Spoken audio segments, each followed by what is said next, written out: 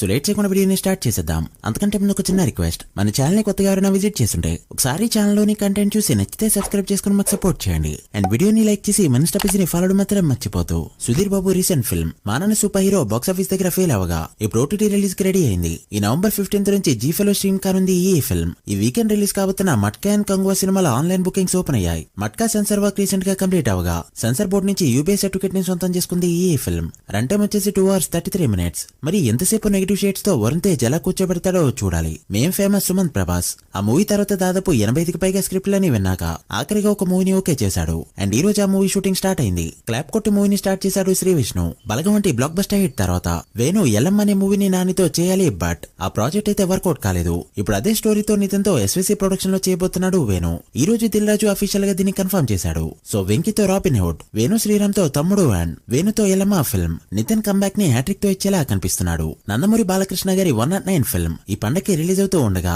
ఈ movie teaser work complete అయిందంటూ తమన్ ఈ రోజు అఫీషియల్ గా అనౌన్స్ చేశాడు. ఇప్పటికే గేమ్ చేంజర్ టీజర్ తో ఒక వైబ్ క్రియేట్ అవగా కాంపిటేటర్ గా రిలీజ్ అవుతున్న ఈ మూవీ టీజర్ ఎలా ఉంటుందో టాక్ వచ్చిందంటే మాత్రం బాలయ్య కెరీర్ లో ఫస్ట్ 100 కోట్ల షేర్ అయితే పక్కా అని చెప్పొచ్చు. 2019లో పోటీపడి ఇద్దరు కూడా బాక్స్ ఆఫీస్ దగ్గర ఫెయిల్ అయ్యారు. మరి ఈసారి ఎవరు విన్ అవుతారో చూడాలి. ఈ దివాళీకి బాలీవుడ్ నుంచి రిలీజ్ అయిన 2 ఫిల్మ్స్ బాక్స్ ఆఫీస్ దగ్గర 500 కోట్ల మార్క్ ని దాటిస్తూ దుమ్ము దులిపాయి. ముందుగా సింగం 3 విషయానికి వస్తే ఫస్ట్ వీక్ లో ఇండియాలో 186 కోట్ల నెట్ ని కలెక్ట్ చేసిన ఈ ఫిల్మ్ సెకండ్ వీకెండ్ 38.7 కోట్ల నెట్ ని కలెక్ట్ చేయడంతో 10 days నెట్ ఇండియాలో 225 కోట్లు దాటింది. గ్రాస్ 248 కోట్ల రేంజ్ లో ఉంది. ఇక ఓవర్సీస్ మొత్తం మీద మరో 65 కోట్ల వరకు గ్రాస్ కలెక్ట్ చేయగా 10 days టోటల్ వరల్డ్ గ్రాస్ 313 కోట్ల రేంజ్ లో ఉంది.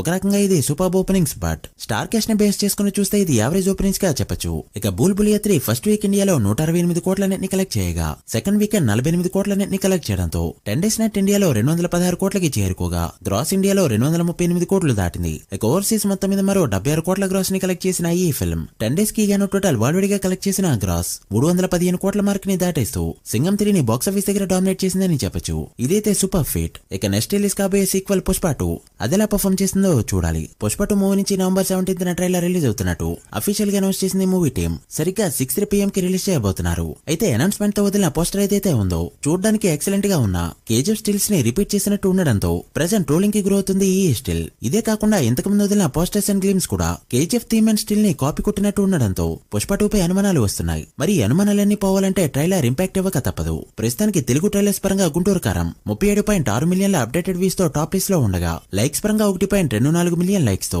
ట్రిపుల్ ట్రైలర్ టాప్ లిస్ట్ లో ఉంది. మరి ఏ లాంగ్వేజ్ కి ఆ లాంగ్వేజ్ ఇండివిజువల్ గా వదులుతారా లేక మల్టీ లాంగ్వేజ్ తో ఒకే ట్రైలర్ ని వదులుతారో చూడాలి. ఏదేమైనా నార్త్ ఆడియన్స్ టార్గెట్ గా పోస్టర్స్ డిజైన్ చేస్తున్నట్టు నాకు అనిపించింది. మరి ఈ పోస్టర్స్ మీకు ఎలా అనిపించాయో కమెంట్ చేయండి.